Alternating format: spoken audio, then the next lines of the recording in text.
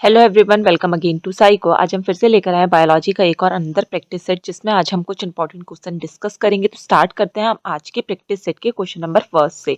तो question number first है, the isotope of which of the following element is used to treatment of cancer. तो हमें बताना है कि निम्न में से किस तत्व का समस्थानिक कैंसर के रूप में या फिर कैंसर के उपचार के लिए प्रयोग किया जाता है। तो अगर हम इसके राइट आंसर की बात करें तो ऑप्शन नंबर सी कोबाल्ट इसका राइट आंसर होगा, क्योंकि जो कोबाल्ट का आइसोटोप कोबाल्ट 60 होता है वो क्या एक रेडियो एक्टिव आइसोटोप है। और ये रेडियो एक्टिव जो आइसोटोप कोबाल्ट 60 है, इसका यूज हम रेडियोथेरेपी में करते हैं। और रेडियोथेरेपी कैंसर के ट्रीटमेंट के लिए यूज किए जाने वाली एक थेरेपी है। अगर हम बात करें कोबाल्ट 60 की, तो कोबाल्ट 60 में गामा रेज इमिट होती है, और यही गामा रेज क्या करती है, जो कैंसरस सेल है उनको डैमेज या फिर किल करने का काम करेगी। तो इसका राइट आंसर है कोबाल्ट। वहीं अगर हम आयोडीन की बात करें तो आयोडीन का आइसोटोप क्या होता है 131, यानी कि आयोडीन 131 भी क्या है, आयोडीन का आइसोटोप है। बट इसका यूज हम कैंसर के ट्रीटमेंट में ना करके हाइपरथायरॉयडिज्म के ट्रीटमेंट में करते हैं। वहीं अगर हम बात करें यूरेनियम की, तो यूरेनियम का यूज हम जो मुख्यतः परमाणु ईंधन है उसके रूप में बिजली उत्पादन के लिए करते हैं। और जिंक एक मिनरल है, या फिर हम बोल सकते हैं एक ट्रेस एलिमेंट है, जो मेनली हमारी इम्यूनिटी प्रोवाइड करने का, ये इम्यूनिटी को बूस्ट करने का काम करेगा, साथ में वुंड हीलिंग में भी हेल्प करेगा। तो इसका जो राइट आंसर है, कैंसर के ट्रीटमेंट में कौन सा आइसोटोप यूज किया जाता है, तो कोबाल्ट। मूव करते हैं नेक्स्ट क्वेश्चन की तरफ। नेक्स्ट क्वेश्चन नंबर सेकंड है, when light rays enter the eyes most the refraction occur at the. तो हमें बताने कि जब प्रकाश किरणें नेत्र में प्रवेश करती है तो सबसे अधिकांश अपवर्तन या फिर रिफ्रैक्शन कहाँ पे होगा। तो अगर हम इसके राइट आंसर की बात करें तो option number B, outer surface of the cornea. जो आउटर सरफेस ऑफ कॉर्निया है वहां पे लाइट का सबसे ज्यादा रिफ्रैक्शन होता है। जब क्या होता है, लाइट रेस या फिर लाइट क्या है आई में एंट्री करती है। आप डायग्राम में देख सकते हैं कि जब लाइट ने आई में एंट्री की तो वो सबसे पहले कहाँ पे गई, कॉर्निया में गई। ठीक है, यहाँ पे देख सकते हैं आप स्ट्रक्चर में सबसे पहले कॉर्निया से होकर गुजरती है, और जो कि क्या होता है, आई का एक ट्रांसपेरेंट कर्व फ्रंट लेयर होती है। ठीक है, आप यहाँ पे स्ट्रक्चर में भी देख सकते हैं कि ये क्या है, एक ट्रांसपेरेंट लेयर है और साथ में कर्व लेयर है। तो कॉर्निया की जो आउटर सरफेस होती है वहीं पे क्या होगा, सबसे ज्यादा अधिकांश रिफ्रैक्शन या फिर अपवर्तन होता है। तो इसका राइट आंसर क्या हो जाएगा, ऑप्शन नंबर बी। वहीं अगर हम क्रिस्टाइन लेंस की बात करें तो ये क्या करता है, हम बोल सकते हैं फोकस करने में हेल्प करेगा। जितने भी दूर के ऑब्जेक्ट और पास के ऑब्जेक्ट हो गए उनको फोकस करने में हेल्प करेगा। वहीं आइरिस की बात करें तो ये आई का कलर पार्ट होता है। ठीक है, और ये क्या करता है, जो प्यूपल का साइज होता है उसको कंट्रोल करने का काम करेगा। और प्यूपल की बात करें तो ये क्या है, प्यूपल आइरिस के बीच की एक ओपनिंग होती है जिसमें जो लाइट होगी वो आई में एंट्री करती है, यानी कि इसी के थ्रू क्या करेगी, जो लाइट है वो आई में एंट्री करती है। मूव करते हैं नेक्स्ट क्वेश्चन की तरफ। क्वेश्चन नंबर 3 है, विच of the following is related with discontinuation variation produce during the process of revolution. तो हमें बताने की निम्नलिखित में से कौन सा उत्विकास से प्रक्रिया के समय उत्पन्न होने वाली असतत विभिन्नताओं से संबंधित है।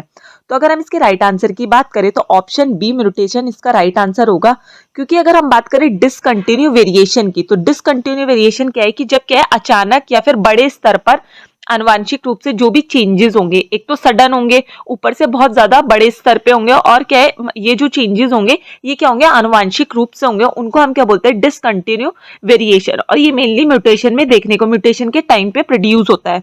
ठीक है, म्यूटेशन की बात करें तो म्यूटेशन क्या है, जब डीएनए या फिर जीन के स्ट्रक्चर में कोई सडन चेंज होता है, और ये चेंज क्या है, एक डिसकंटिन्यू वेरिएशन को डिनोट करेगा। और इसमें क्या है, जितने भी गुण बनेंगे, जितने भी कैरेक्टरिस्टिक्स बनेंगे वो एकदम नए होंगे, जो कि हार्मफुल भी हो सकते हैं और यूजफुल दोनों हो सकते हैं। तो इसका राइट आंसर क्या है, option number B mutation.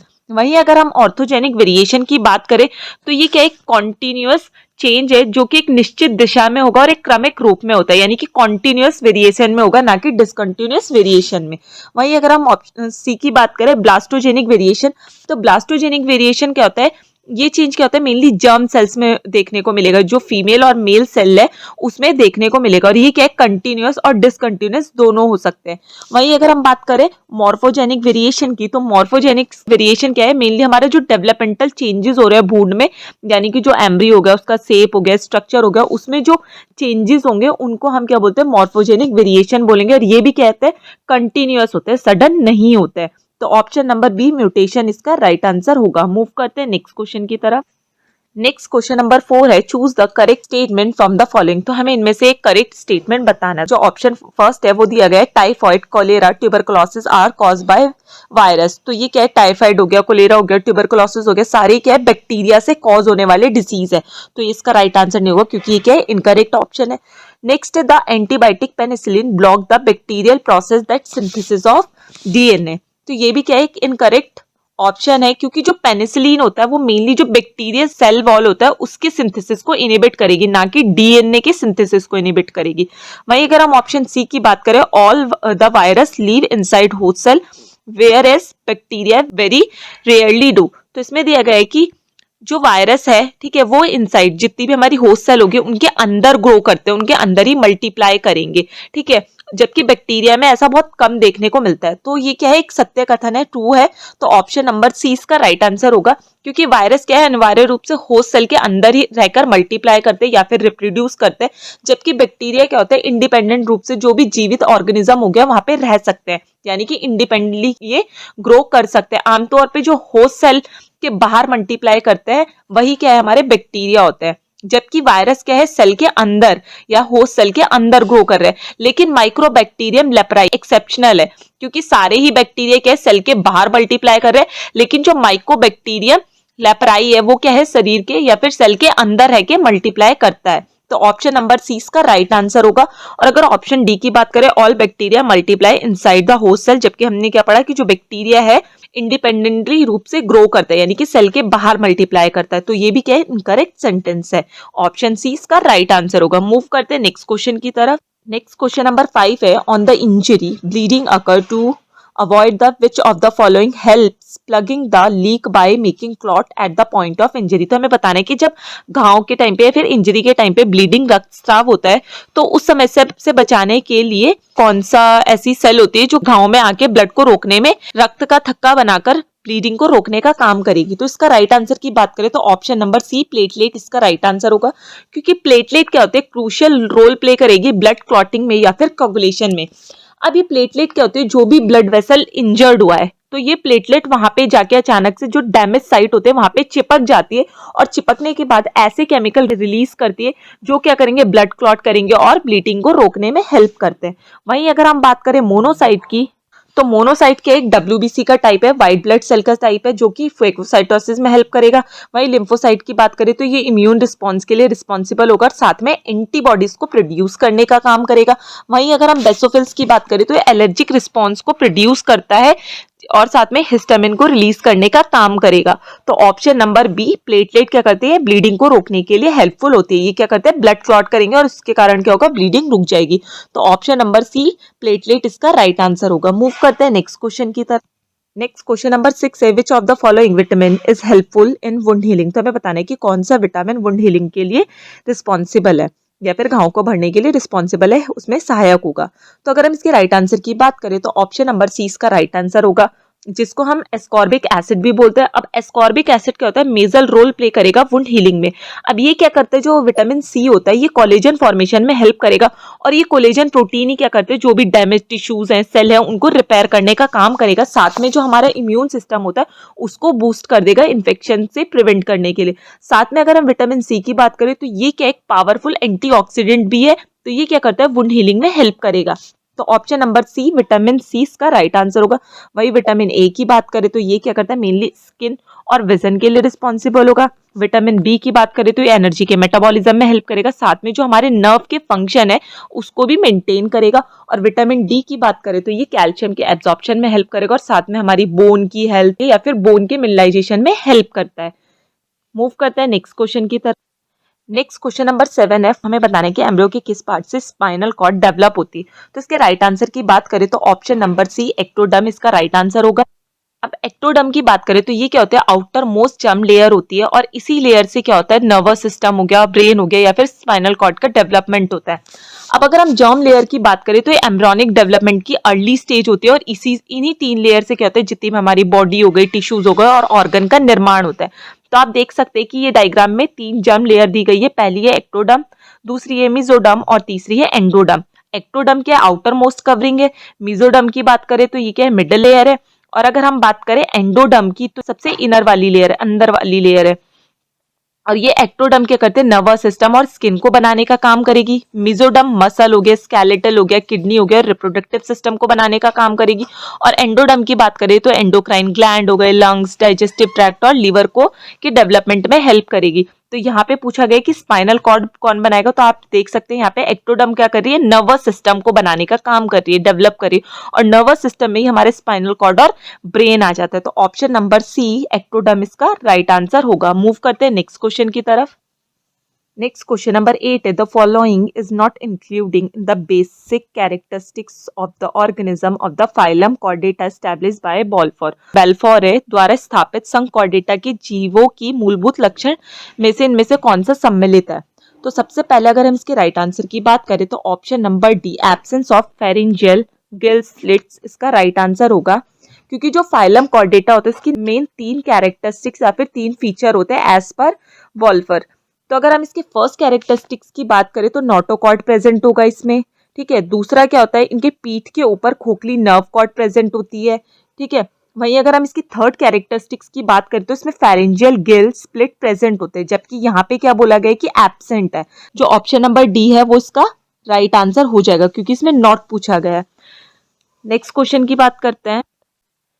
Next question number 9 है, under which sub kingdom the Thallophyta are bacteria include. Thallophyta के किस उपजगत के अंतर्गत जो जीवाणु है उनको सम्मिलित किया गया है? तो अगर हम इसके राइट आंसर की बात करें तो ऑप्शन नंबर सी स्किज़ोमाइकोफाइटा इसका राइट आंसर होगा।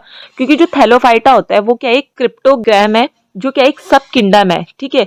अब अगर हम इसकी बात करें तो इसमें क्या है, सिंपल, प्रिमिटिव और नॉन डिफरेंशियल पौधे और जीव शामिल है, जिसके 3 मेन ग्रुप होते हैं। पहला है स्किज़ोमाइकोफाइटा जिसमें हमारे बैक्टीरिया हो गए जितने भी, और साथ में जो हमारे एक्टिनोमाइसिटीज हो गए वो जीव रहते हैं। और ये क्या होते हैं, प्रोकैरियोट होंगे, यूनिसेल्युलर होंगे, साथ में इनमें क्या है ट्रू न्यूक्लियस प्रेजेंट नहीं होता है। तो ऑप्शन नंबर सी इसका राइट आंसर होगा। मूव करते हैं नेक्स्ट क्वेश्चन की तरफ। नेक्स्ट क्वेश्चन नंबर 10 है, during cell division spindle fibre are attach to which part of the chromosomes. तो हमें बताना है कि कोशिका विभाजन के दौरान जो स्पिंडल फाइबर होते हैं वो क्रोमोसोम्स के किस पार्ट में अटैच होंगे। तो अगर हम इसके राइट आंसर की बात करें तो ऑप्शन नंबर सी सेंट्रोमेयर इसका राइट आंसर होगा। सबसे पहले अगर हम सेंट्रोमेयर की बात करें तो सेंट्रोमेयर क्या है, जो क्रोमोसोम्स होता है उसका सेंट्रल रीजन है, आप यहाँ पे देख सकते हैं। तो ये क्या एक सेंट्रल रीजन है क्रोमोसोम्स का, और इसी सेंट्रोमेयर जहाँ पे 2 क्रोमेटिन आपस में आके जुड़ते हैं वो जो स्थान होगा, वो जो प्लेस होगा वो भी क्या होगा, वो भी सेंट्रोमेयर में होता है। सेंट्रोमेयर में ही क्या होगा, जो 2 सिस्टर क्रोमेटिड होते हैं वो आपस में जुड़ते हैं, और जब सेल डिवीजन होगा मियोसिस या मिटोसिस के टाइम पे ये स्पिंडल फाइबर के इसी स्थान में आपस में आके जुड़ जाएंगे, ठीक है। तो इसका राइट आंसर क्या होगा, सेंट्रियोल्स, क्योंकि सेंट्रियोल्स में आप देख सकते हैं कि 2 जो सिस्टर क्रोमेटिड है वो आपस में आके जुड़ रहे हैं। वहीं अगर हम सेंट्रोमेयर की बात करें तो सेंट्रोमेयर क्या है, ये जो आपको थ्रेड लाइक स्ट्रक्चर दिखाई दे रहा है प्रोफेज के टाइम पे, उसी को हम क्या बोलते हैं, सेंट्रोमेयर बोलते हैं। टेलोमेयर की बात करें तो ये क्या है, एंड पार्ट है क्रोमोसोम्स का, जो मेनली क्या करता है डीएनए को प्रोटेक्ट करने का काम करेगा। और मीजोमेयर की बात करें तो ऐसी कोई स्टैंडर्ड टर्म नहीं होती है मॉडर्न साइटोलॉजी में। तो इसका राइट आंसर क्या होगा, option number C centromere. Move करते हैं next question. Next question number 11 है, which compound present in DNA does not form amino acid. तो हमें बताना है कि डीएनए में उपलब्ध कौन सा यौगिक अमाइनो एसिड नहीं बनाता है। तो अगर हम इसके राइट आंसर की बात करें तो ऑप्शन नंबर बी टायरोसिन इसका राइट आंसर होगा। क्योंकि जो डीएनए होता है उसके मेन 4 नाइट्रोजिनस बेस होते हैं। तो जो डीएनए होता है वो हमने पढ़ा कि वो क्या है 4 नाइट्रोजिनस बेस से बना होता है। पहला है साइटोसिन, दूसरा ग्वानिन, तीसरा एडेनिन और फोर्थ होता है इसमें थाइमिन। तो अगर हम बात करें टायरोसिन की, जो टायरोसिन है वो क्या एक अमाइनो एसिड है, लेकिन डीएनए का कंपोनेंट नहीं है तो वो भी एक अमाइनो एसिड प्रोटीन के टाइम पे जब हमारे जो essential non essential amino acid होते हैं उसी का कंपोनेंट है, लेकिन डीएनए का कंपोनेंट नहीं है। तो ऑप्शन नंबर 20 का राइट आंसर होगा। मूव करते हैं नेक्स्ट क्वेश्चन की तरफ। नेक्स्ट क्वेश्चन नंबर 12 है, name the enzyme in human body which help in breakdown of carbohydrate. हमें कार्बोहाइड्रेट के ब्रेकडाउन के लिए रिस्पॉन्सिबल एंजाइम का नाम बताना है। तो इसके राइट आंसर की बात करें तो ऑप्शन नंबर डी अमाइलेज इसका राइट आंसर होगा। क्योंकि जो अमाइलेज है वो क्या करता है, सिंपल शुगर या फिर स्टार्च का ब्रेकडाउन करता है और उसको माल्टोज में कन्वर्ट कर देता है, सिंपल शुगर में कन्वर्ट कर देगा। अब ये जो अमाइलेज होता है ये हमारी सलाइवा में सलाइवरी अमाइलेज की फॉर्म में प्रेजेंट होगा, और साथ में हमारे जो पैनक्रियाटिक जूस होता है उसमें भी प्रेजेंट होगा पैनक्रियाटिक अमाइलेज की फॉर्म में। और यही क्या करता है, जो कार्बोहाइड्रेट है उसके मेटाबॉलिज्म मेटाबॉलिज्म में या फिर उसके ब्रेकडाउन में हेल्प करेगा। वहीं अगर प्रोटेज की बात करें, प्रोटेज कोई एंजाइम नहीं है। लाइपेज की बात करें तो लाइपेज लिपिड या फिर फैट के ब्रेकडाउन के लिए रिस्पॉन्सिबल है। पेप्टिडेज की बात करें तो ये प्रोटीन के ब्रेकडाउन में हेल्प करेगा और उसको पेप्टाइड में कन्वर्ट कर देगा। तो इसका राइट आंसर क्या है? कार्बोहाइड्रेट के मेटाबॉलिज्म में अमाइलेज रिस्पॉन्सिबल होगा। मूव करते हैं नेक्स्ट क्वेश्चन की तरफ। क्वेश्चन नंबर 13 है, the main disease cause by asbestos. तो हमें बताना है कि जो एस्बेस्टोस है उसके कारण होने वाला मुख्य रोग कौन सा है। तो अगर हम इसके राइट आंसर की बात करें तो ऑप्शन नंबर ए एम्फाइसीमा इसका राइट आंसर होगा, क्योंकि जो एस्बेस्टोस होता है वो क्या एक हार्मफुल फाइब्रस मिनरल होता है, जो कि मेनली जो कंस्ट्रक्शन वाला मटेरियल हो गया या फिर जब भवन निर्माण होता है, घर बनता है, तो उस टाइम पे जो भी कंस्ट्रक्शन मटेरियल यूज होता है उसमें यूज होते हैं ये फाइबर। अब क्या होता है, जब हम सांस लेते हो तो उस टाइम पे ये जो छोटे छोटे टिनी फाइबर होते हैं ये सांस के थ्रू हमारे रेस्पिरेटरी ट्रैक्ट में चले जाएंगे और डिजीज कॉज करते हैं। मेनली जो रेस्पिरेटरी डिजीज होगी उसको कॉज करेंगे। और अगर हम इन ऑप्शन की बात करें तो इसमें एम्फाइसीमा क्या एक रेस्पिरेटरी डिसऑर्डर है, और एम्फाइसीमा की बात करें तो ये क्या एक क्रॉनिक लंग डिसऑर्डर है या फिर डिजीज है, जिसमें क्या होगा जब हम इन हार्मफुल पार्टिकल है इनको इनहेल करेंगे तो ये क्या होंगे हमारे जो एल्वोलाई होते हैं, एल्वोलाई में जो एयर सैक होते हैं या फिर एयर स्पेस होते हैं उनमें चले जाते हैं और उनको डैमेज कर देते हैं। ठीक है, तो इसका राइट आंसर क्या होगा? Option number A emphysema. वहीं पैरालाइज की बात करें तो ये मेनली हमारे नर्व या ब्रेन डैमेज के कारण जब हमारा बॉडी पैरालाइज हो जाएगा उस कंडीशन को बोलेंगे। डायरिया की बात करें तो ये डाइजेस्टिव इशू है जिसमें लूज स्टूल पास होता है। और डिसेंट्री की बात करें तो ये क्या एक इंटेस्टाइनल इन्फेक्शन है जिसके कारण क्या होगा जो स्टूल है उसकी फ्रीक्वेंसी इंक्रीज हो जाएगी, साथ में उसमें ब्लड स्टूल में ब्लड देखने को मिलेगा। लेकिन इसका राइट आंसर क्या है? एम्फाइसीमा। मूव करते हैं नेक्स्ट क्वेश्चन की तरफ। नेक्स्ट क्वेश्चन नंबर 14 है, which are the largest cell in blood of mammal. तो हमें बताना है कि जो स्तनधारी है उनके रक्त में सबसे बड़ी सेल या फिर कोशिका कौन सी है। तो इसके राइट आंसर की बात करें तो ऑप्शन नंबर बी मोनोसाइट इसका राइट आंसर होगा, क्योंकि जो मोनोसाइट होती है वो लार्जेस्ट WBC है। ठीक है, यानी कि क्या एक व्हाइट ब्लड सेल का टाइप है लेकिन सबसे लार्जेस्ट व्हाइट ब्लड सेल है जो कि स्तनधारियों के ब्लड स्ट्रीम में ही पाई जाती है। ये क्या है हमारे इम्यून सिस्टम का ही पार्ट है जो मेनली क्या करता है, जो हमारी बॉडी में पैथोजन आएंगे उनकी एंट्री होगी तो उनके अगेंस्ट फाइट करने का काम करेगा बाय द फैगोसाइटोसिस। ये क्या करता है हमारी बॉडी में फैगोसाइटोसिस की जो प्रोसेस होती है उसको करता है। और फैगोसाइटोसिस का मतलब क्या होता है कि इनगल्फ ऑफ द बैक्टीरिया या फिर फॉरेन पार्टिकल, कि जब हमारी बॉडी में फैगोसाइटोसिस सेल क्या करेगी, बैक्टीरिया या फिर जो फॉरेन पार्टिकल है उनको इनकर्व करेगी और हमारी बॉडी की इम्यून सिस्टम को एक्टिवेट करने का काम करेगी, उसको हम क्या बोलते हैं? फैगोसाइटोसिस। और अगर हम मोनोसाइट के साइज की बात करें तो इसका साइज क्या होगा? 12 से 20 माइक्रोमीटर, जो कि सारी सेल से बड़ा होता है। वहीं अगर हम इरिथ्रोसाइट की बात करें तो ये RBC को हम क्या बोलते हैं? इरिथ्रोसाइट बोलते हैं। इनका मेन फंक्शन होता है ऑक्सीजन को ट्रांसपोर्ट करना, लेकिन इनका साइज क्या होता है? मोनोसाइट से कम होता है। वहीं हम बेसोफिल्स की बात करें तो ये मेनली एलर्जिक रिएक्शन के अगेंस्ट फाइट करने में हेल्प करती है। लिम्फोसाइट्स की बात करें तो इसमें हमारी B सेल T सेल आ जाती है जो मेनली स्पेसिफिक इम्यूनिटी प्रोवाइड करते हैं और इनका साइज भी मोनोसाइट से छोटा होता है। तो इसका राइट आंसर क्या होगा? मोनोसाइट, क्योंकि मोनोसाइट क्या है एक लार्जेस्ट WBC है जिसका साइज कितना होगा? 12 से 20 माइक्रोमीटर। मूव करते हैं नेक्स्ट क्वेश्चन की तरफ। क्वेश्चन नंबर 15 है, what is the blood bank in animal body. तो हमें बताना है कि जंतु शरीर है उसमें रुधिर बैंक किसको बोलते हैं। तो इसके राइट आंसर की बात करें तो ऑप्शन नंबर डी स्प्लेन इसका राइट आंसर होगा, क्योंकि स्प्लेन को ही हम क्या है बॉडी का ब्लड बैंक भी बोलते हैं, क्योंकि ये क्या करता है एक्स्ट्रा RBC को स्टोर करता है और जो भी डैमेज डेड RBC है उनको नष्ट करने का काम करता है। और अगर हम RBC के लाइफ स्पान की बात करें तो वो कितना होगा? 120 डेज। और साथ में हम जो स्प्लेन होता है उसको क्या बोलते हैं? ग्रेवयार्ड ऑफ RBC, या फिर हम बोल सकते हैं मुर्दा घर ऑफ RBC, क्योंकि ये क्या कर रहा है जितनी भी हमारी डैमेज RBC है या डेड RBC है उनको नष्ट करने का भी काम कर रहा है, साथ में एक्स्ट्रा RBC को स्टोर कर रहा है। जब भी हमारी बॉडी में ब्लड लॉस हो गई या फिर RBC की कमी होती है तो उस टाइम पे क्या करते हैं ये जो स्टोर RBC है उसको रिलीज करने लग जाते हैं, इसलिए हम इसको क्या है ब्लड बैंक भी बोलते हैं और साथ में ग्रेवयार्ड भी बोलते हैं हमारी बॉडी का। तो इसका राइट आंसर क्या हो जाएगा? Option number D spleen. Lungs हमें पता है ये गैस एक्सचेंज के लिए रिस्पॉन्सिबल होता है। हार्ट की बात करें तो ब्लड सर्कुलेशन के लिए रिस्पॉन्सिबल होगा और किडनी की बात करें तो ये ब्लड को फिल्टर करके यूरिन के फॉर्मेशन में हेल्प करते हैं। मूव करते हैं नेक्स्ट क्वेश्चन की तरफ। क्वेश्चन नंबर 16 है, who lead the human genome project. तो हमें बताना है कि जो ह्यूमन जीनोम प्रोजेक्ट है वो किसके नेतृत्व में हुआ है या किसने नेतृत्व किया। तो अगर इसके राइट आंसर की बात करें option number B Craig Venter और फ्रांसिस कोलिंस थे, इन्होंने ह्यूमन जीनोम प्रोजेक्ट का नेतृत्व किया। ह्यूमन जीनोम प्रोजेक्ट की बात करें तो ये क्या एक इंटरनेशनल साइंटिफिक रिसर्च प्रोजेक्ट है जो कि ह्यूमन जीन या फिर जीनोम की मैपिंग करता है, और ये क्या है 1990 में स्टार्ट हुआ और 2003 में खत्म हुआ। वहीं अगर हम बात करें फेडरिक्स क्राक एंड जेम्स वॉटसन, तो इन्होंने डीएनए को डिस्कवर किया था 1953 में। ग्रेगर मेंडल की बात करें तो इनको हम फादर ऑफ जेनेटिक बोलते हैं। और अगर विलियम वटसन की बात करें तो विलियम वटसन ने क्या किया था, जो जेनेटिक टर्म है उसको कॉइन किया था। मूव करते हैं हम नेक्स्ट क्वेश्चन की तरफ। क्वेश्चन नंबर 17 है, choose the wrong statement about bacteria. तो हमें जो गलत कथन है बैक्टीरिया के संदर्भ में उसको बताना है। तो सबसे पहले अगर हम इसके राइट आंसर की बात करें तो ऑप्शन नंबर डी इसका राइट आंसर होगा। Bacteria are called the link between the living and non living organism.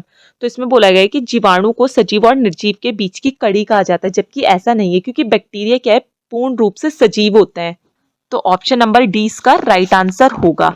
और वहीं अगर हम बात करें एंटोन वॉन ल्यूवेनहॉक, तो इनको हम क्या फादर ऑफ बैक्टीरियोलॉजी बोलते हैं, तो ये क्या एक ट्रू स्टेटमेंट है। रॉबर्ट कॉच की बात करें तो इनको फादर ऑफ मॉडर्न बैक्टीरियोलॉजी बोलते हैं, तो ये भी ट्रू है। इन्होंने क्या किया था, माइकोबैक्टीरियम ट्यूबरकुलाई उसको फाउंड किया था। वहीं अगर हम बात करें bacteria are placed under the phylum schizomycophyta of the kingdom of thallophyta, तो हमने अभी एक प्रीवियस क्वेश्चन में भी डिस्कस किया था, तो ये भी क्या एक ट्रू स्टेटमेंट है। लेकिन जो ऑप्शन नंबर डी है वो एक ट्रू स्टेटमेंट नहीं, क्योंकि बैक्टीरिया क्या एक बोल सकते हैं हम स्वतंत्र रूप से या फिर पूर्ण रूप से सजीव होता है। मूव करते हैं नेक्स्ट क्वेश्चन की तरफ। क्वेश्चन नंबर 18 है, विच bacteria is responsible for food poisoning. तो हमें बताना है कि कौन सा बैक्टीरिया फूड पॉइजनिंग के लिए रिस्पॉन्सिबल है। तो इसके राइट आंसर की बात करें तो ऑप्शन नंबर सी क्लोस्ट्रीडियम बुटोलिनियम इसका राइट आंसर होगा। क्योंकि जो ये क्लोस्ट्रीडियम बुटोलिनियम है ये क्या करता है, बुटोलिज्म कॉज करता है। और बुटोलिज्म क्या है, एक सीवियर टाइप की फूड पॉइजनिंग है। वहीं अगर हम इकोलाई की बात करें तो ये भी फूड पॉइजनिंग कॉज करता है, लेकिन माइल्ड फॉर्म, सीवियरली नहीं कॉज करेगा।